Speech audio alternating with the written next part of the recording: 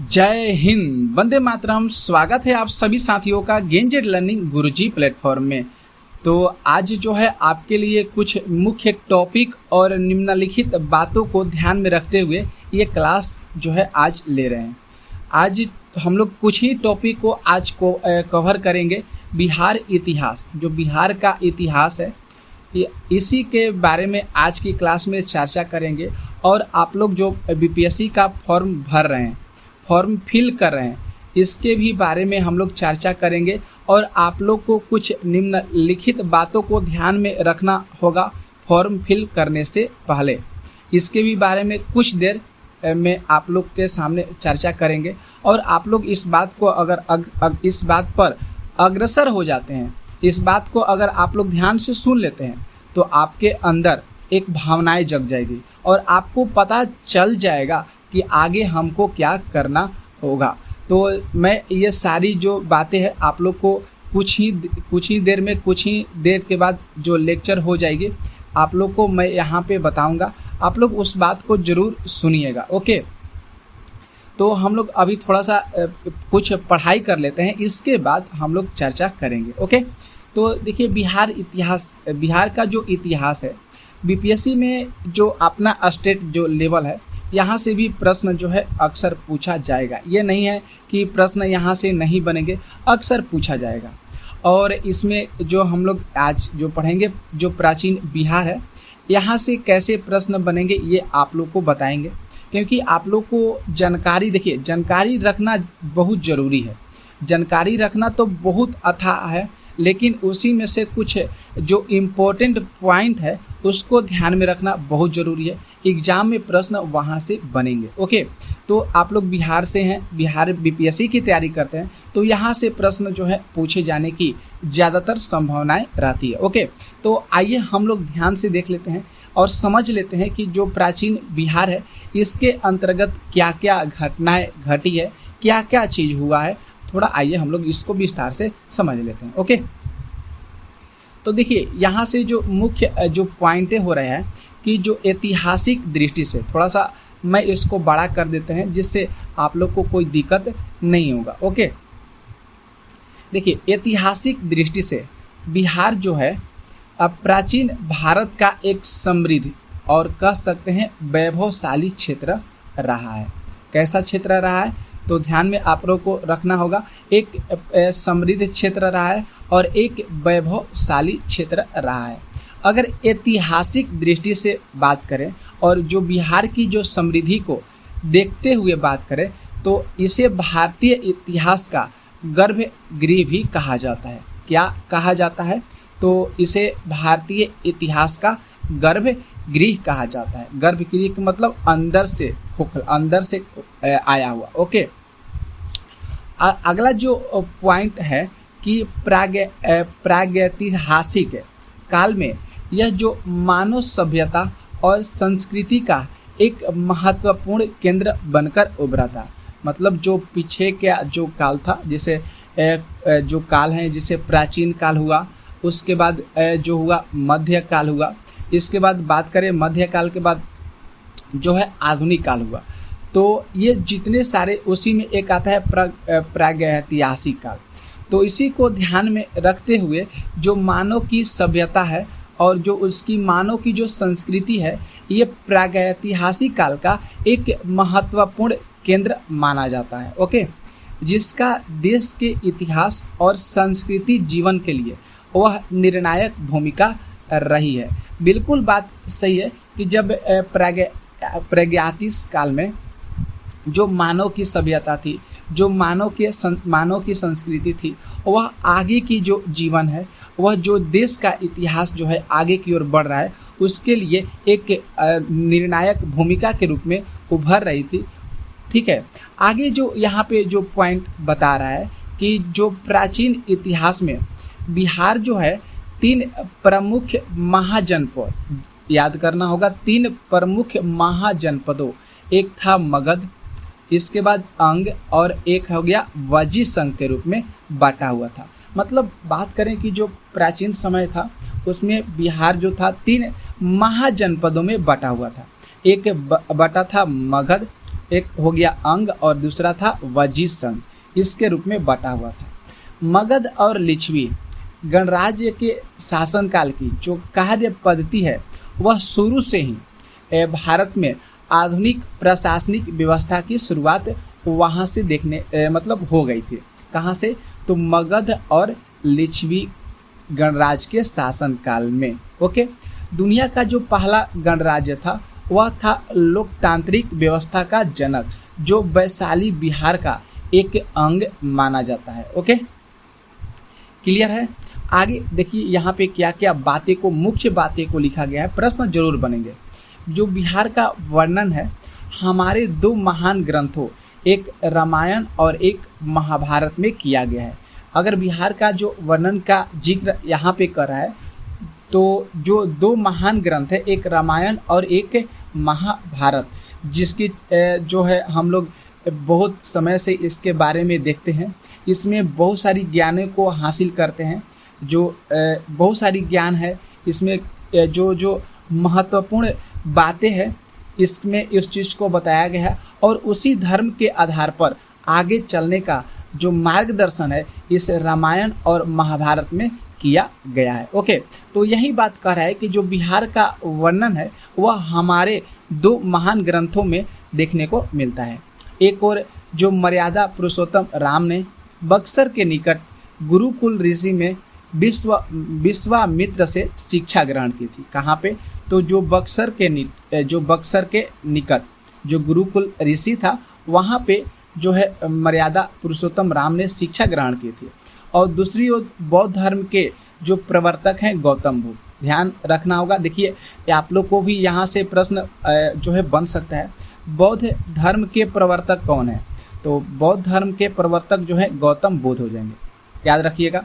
और जैन धर्म के 24वें तीर्थकार कौन हो जाएंगे? तो भगवान महावीर हो जाएंगे। यहाँ पे भी प्रश्न यहाँ से जो है पूछा जाता है। ध्यान में छोटे छोटे बातों को अब अक्सर आपको ध्यान में रखना होगा।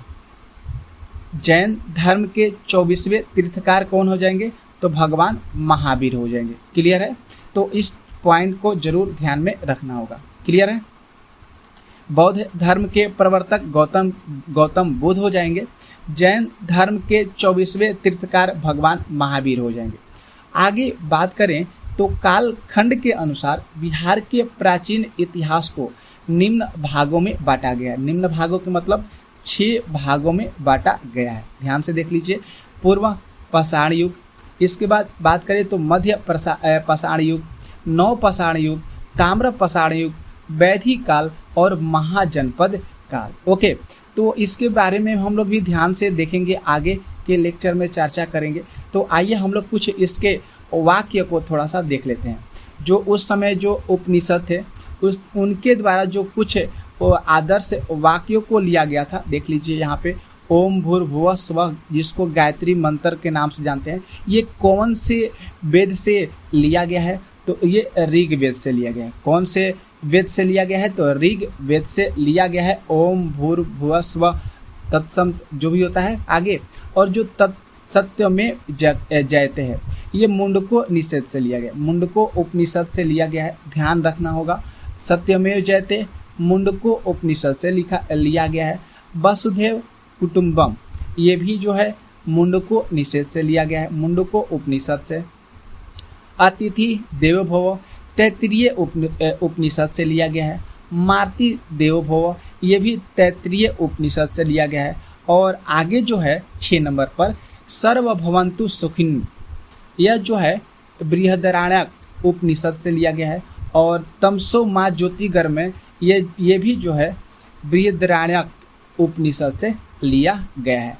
तो ध्यान से इस बात को जो है आपके सामने जो जिक्र किए हैं आपको बताएं। आप लोग जो है जो वेद हो गया, उपनिषद हुआ, इसके जो आदर्श वाक्य हैं इसे जरूर ध्यान में रखिएगा। ओके, अगर बात करें जो वैदिक काल है उसकी जो कौन कौन सी जो नदियाँ हैं, वैदिक कालीन नदियाँ, उसको भी देख लेते हैं। सतलज की बात करें तो प्राचीन समय में इसका नाम सतुद्री था, सतुद्री। इसके बाद व्यास का बिपाशा, रावी का परसुणी, झेलम का वित्सता, चेनाब, अस्किनी, गंडक, सदानीरा, सिंध का जो था सिंधु था, और घग्गर का दृश्यदती था, जिसको सरस्वती भी कहा जाता है घग्गर को। तो ये सब जो नामें थी यह वैदिक कालीन नदियाँ जो है उस समय की नामें रखी गई थी। तो इतना सारा क्लियर हो गया आप लोग को जो बताएं। आगे देखिए साथियों, अब यहाँ पे आगे जो पॉइंट है कि आर्यों के द्वारा जो है इस क्षेत्र का नामकरण कैसे कैसे किया गया उसके भी बारे में हम लोग देख लेते हैं। हरियाणा पंजाब क्षेत्र का बात करें तो इसको बारहयावर्त के नाम से जो है पुकारा गया। गंगा यमुना दुआब क्षेत्र जो है इसके ब्रह्म ऋषि जो है देश के नाम से जाना गया, नामकरण किया गया। हिमालय से विंध्य तक का जो क्षेत्र है इसे मध्य देश के नाम से जाना गया, इसका नामकरण किया गया। और जो मध्य देश प्लस में जो बिहार एवं बंगाल का जो क्षेत्र है इसको आर्यावर्त के नाम से जाना गया। क्लियर हो गया? तो ध्यान रखिएगा। आगे देखिए यहाँ पे क्या बातें हैं। यहाँ पे जो महाजनपद काल में बिहार, जब उस समय महाजनपद काल में जब लगभग 6ठी शताब्दी से पूर्व जब भगवान बुद्ध का जन्म हुआ था उसके पहले की जो बात यहाँ पे स्पष्ट करने का प्रयास है।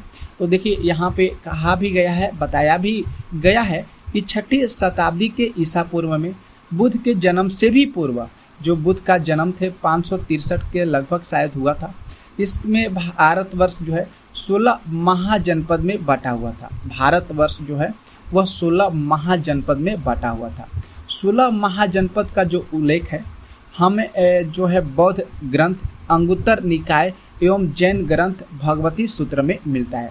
कौन जो 16 महाजनपद का जो उल्लेख है कौन कौन से ग्रंथ में देखने को मिलता है तो ध्यान रखना होगा। एक बौद्ध ग्रंथ हो गया, इसके बाद दूसरा नंबर पर जो हो गया अंगुत्तर निकाय ग्रंथ हो गया, और तीसरा नंबर पर जो हो गया जैन ग्रंथ भगवती सूत्र हो गया। तीन जो है इसका उल्लेख किया गया है महाजनपद का। याद रखिएगा, बहुत अच्छा सा यहाँ से प्रश्न बन सकते हैं। उस समय जो भारत के 16 महाजनपदों में 3 जो था मगध, अंग और वज्जी बिहार में थे। 3 जो थे 16 जनपदों में से बात करें तो 3 जो था केवल बिहार में ही था। कौन कौन सा? एक मगध था, दूसरा अंग था और तीसरा जो था वज्जी बिहार था। 16 महाजनपद कौन कौन से थे ध्यान से आप लोग देख लीजिएगा। अंग की जो राजधानी है वह चंपा थी। अंग की राजधानी है चंपा थी। यह जो है बिहार में भागलपुर एवं मुंगेर के वर्तमान प्रमंडल एवं झारखंड के साहिबगंज और गोंडा जिले के कुछ हिस्से हुआ करती थी। कौन सा? तो अंग। अंग की राजधानी जरूर याद करिएगा, अंग की राजधानी चंपा है। मगध की जो राजधानी है राजगिरी, जिसको गिरी व्रज के नाम से जानते थे। यह वर्तमान समय में पटना और गया के प्रमंडल वाले जिले देखने को मिलते हैं। ओके, उसी तरह वज्जी की बात करें, वज्जी जो हो गया वज्जी वैशाली, वज्जी की राजधानी वैशाली हुई। मगध की राजधानी राजगिरी हुई। अंग की राजधानी चंपा हुई। तो अगर वज्जी की बात करें तो इसमें 8 कबीलाई गणराज्यों का संघ हुआ करता था। बिहार में गंगा नदी के उत्तर में जो है वज्जी स्थित है। ओके, चौथा देखिए, चौथा याद करना होगा मल की जो राजधानी है वह कुशीनगर है और पावा है। मल की राजधानी कुशीनगर, पावा जो उत्तर प्रदेश यूपी में है। यह भी एक गणराज्य का संघ हुआ करता था जिसमें आधुनिक पूर्वी उत्तर प्रदेश आ जाता था। उसके बाद उत्तर प्रदेश के देवरिया जिला, बस्ती, गोरखपुर जिला और सिद्धार्थनगर जो जिले हैं इसमें आते थे। ओके, काशी जो वाराणसी जो है इसकी राजधानी थी उस समय। वर्तमान में इसे बनारस का इलाका के नाम से जाना जाता है। कोसल की कब बात करें तो कोसल की राजधानी श्रीवास्तव थी और वत्स की राजधानी कौशाम्बी थी। वत्स की राजधानी कौशाम्बी, कोसल की राजधानी श्रीवास्ती और काशी वाराणसी। इसमें बात करें तो वर्तमान में अगर बात करें तो फैजाबाद, गोंडा, बहराइच आदि जिले इस कोसल क्षेत्र में आ जाते हैं।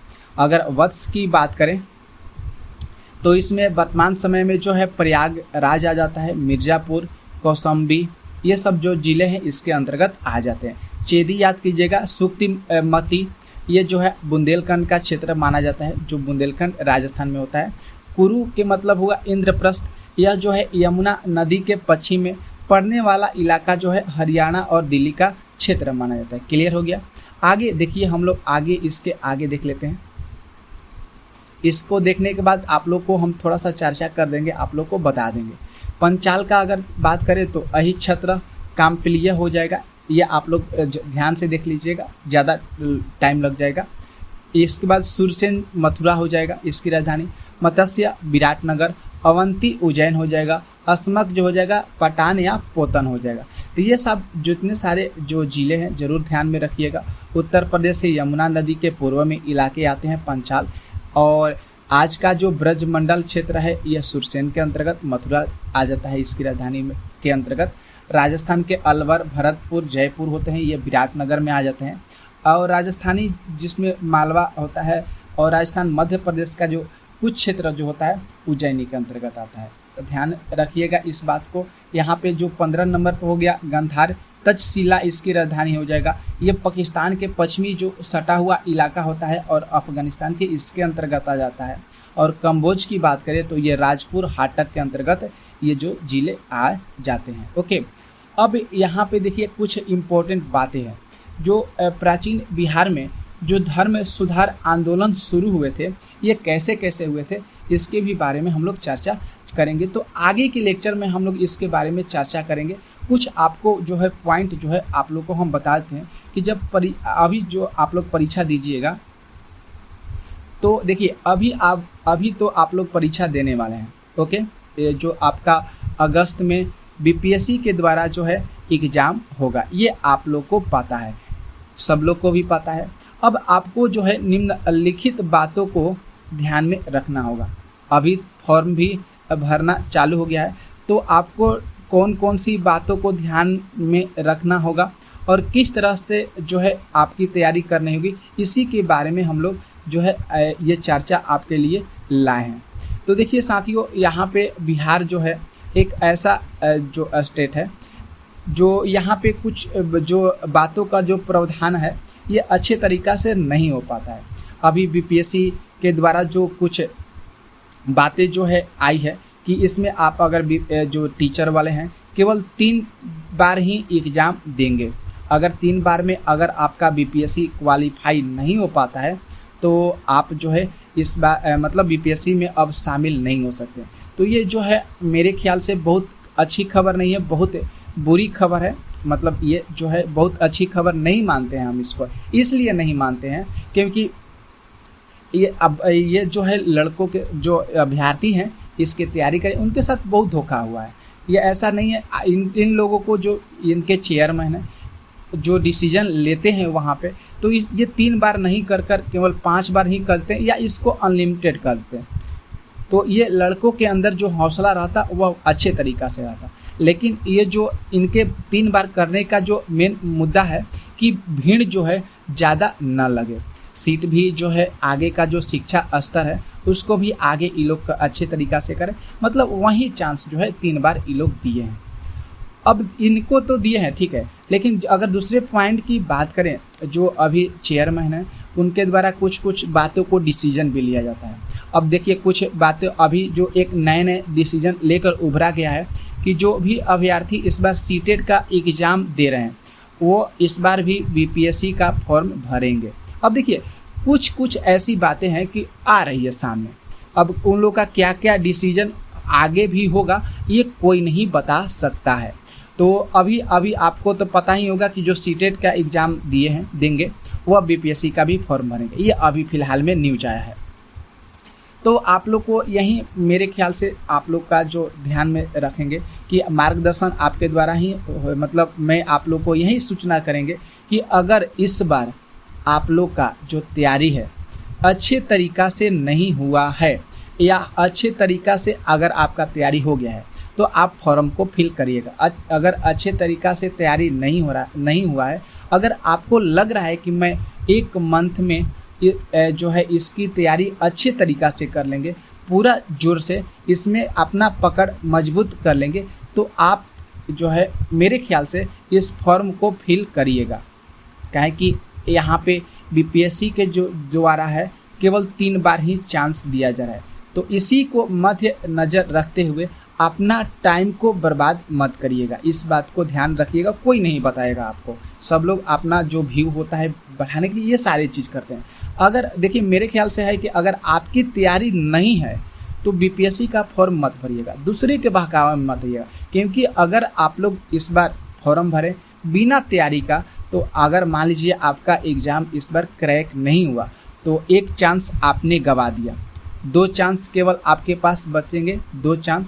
तो जो 2 चांस करेंगे तो उसमें भी आपके लिए जो होगा रणनीति तैयार करना होगा। क्योंकि जानते हैं आप लोग कि बहुत ज़्यादा भीड़ है और इस भीड़ में आप जो हैं केवल एक हैं, और आप जो एक हैं तो उस हिसाब से आपको कैसे रणनीति को तैयार करना होगा और किस रणनीति के उस मुकाम तक पहुंचना होगा, बस ये आपको सोचना होगा। हम लोग तो जो टीचर हैं वह सारे प्रश्नों को करा ही रहे हैं, ऐसी बात नहीं है कि वह नहीं कराएं, सारे प्रश्नों को करा रहे हैं। अब ये जो है बीपीएससी के द्वारा जो है ये जो बिहार शिक्षक बहाली की जो प्रक्रिया का एग्ज़ाम है ये फर्स्ट बार लिया जा रहा है। तो इसमें कोई भी ऐसा टीचर नहीं है कि जो ये बता सकता है कि यहाँ से प्रश्न आ सकता है, कोई नहीं बता सकता है। हाँ, ये पता है कि जो सिलेबस है उसी के अकॉर्डिंग सभी टीचर जो है पढ़ा रहे हैं, उसी के अकॉर्डिंग आएगा या नहीं आएगा ये खैर कोई नहीं बता सकता है। अब रही बात कि अगर एक बार एग्ज़ाम हो जाता है इसका, तो यहाँ से कुछ जो पॉइंटें हैं सब टीचर को समझ में आ जाएगा कि कहाँ कहाँ से प्रश्न जो है यहाँ से आ सकते हैं। तो ये आप में जो है, अगर मेरे ख्याल से आपकी तैयारी अच्छी है, अगर आप लोग अच्छी एक महीना में अच्छे कर लेंगे तो आप लोग ज़रूर इस फॉर्म को फिल करिएगा। मेरे ख्याल से अगर नहीं तैयारी हो रहा है, नहीं तैयारी है, तो आप इस फॉर्म को फिल मत करिएगा। मेरे ख्याल से अगर जब आपकी तैयारी और मजबूती तरीक़ा से हो जाएगा तब आप इस फॉर्म को फिल अच्छे तरीक़ा से करिएगा और आप उस बार एग्ज़ाम को ज़रूर क्रैक कर लीजिएगा। क्योंकि आपके पास इस युद्ध के लिए हथियार आपके पास बहुत ज़्यादा मात्रा में अवेलेबल हो जाएगा। अगर आपके पास हथियार ही नहीं रहेगा तो आप युद्ध में कैसे जाइएगा। उसी तरह अगर हम बात करते हैं एक एग्जाम्पल के तौर पर कि एक तरफ भारत देश हो गया और दूसरा तरफ हो गया पाकिस्तान हो गया। पाकिस्तान के पास बात करें तो इसके पास बहुत ज़्यादा हथियार हो गया, बहुत ज़्यादा हथियार हुआ। इसके पास विमान भी बहुत ज़्यादा हो गया। इसके बाद बात करें इसके पास सेना भी बहुत ज़्यादा हो गई। अगर भारत के पास करें तो हथियार जो है बहुत कम मात्रा में हो गया, विमान भी बहुत कम है और सेना भी यहाँ पे बहुत क्या है, मतलब यहाँ पे सारे चीज़ की कमी है। तो यहाँ पे युद्ध जो है दोनों लोगों में छिड़ गया। तो आप खुद ख्याल से सोचिए, खुद अपने दिमाग से सोचिए कौन सा देश यहाँ पे जीतेगा।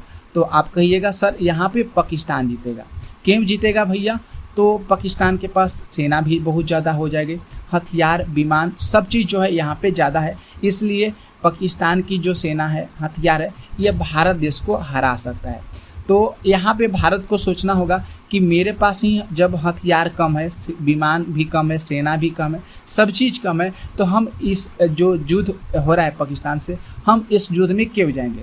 खुद हमको पता चल गया है कि हम जाने के बाद मेरा हार निश्चित है। तो यही चीज़ आप लोग को हम यहाँ पे बताना चाह रहे थे कि अगर आपके पास तैयारी नहीं है तो आप फॉर्म को फिल मत करिएगा। क्योंकि अगर आप करते हैं तो ठीक है, करिए, कोई दिक्कत नहीं है, आप एक चांस गवा सकते हैं।